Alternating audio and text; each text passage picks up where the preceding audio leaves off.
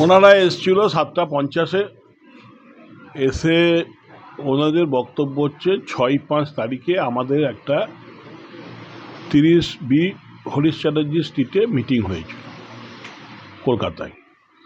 সেই মিটিংয়ে আমরা সবাই মিলে প্রায় 70 জনের ওপর বিধায়ক উপস্থিত ছিলাম। সেখানে আমরা শোভনদেব চ্যাটার্জিকে বিরোধী নেতা নির্বাচিত করেছিলাম।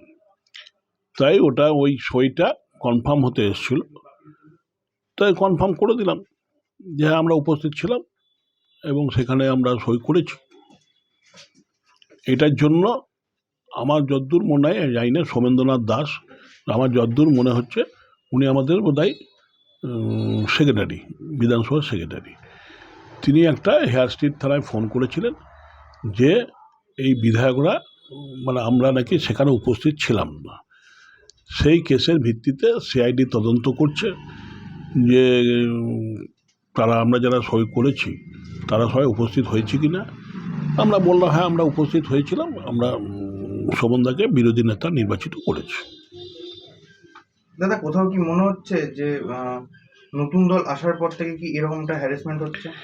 না, আমি এটা বলেছি, সিআইডিকে বলেছি যে সোমেন্দ্রনাথ দাস উনি হচ্ছেন সেক্রেটারি, তিনি বিধানসভা পরিচালনা করেন।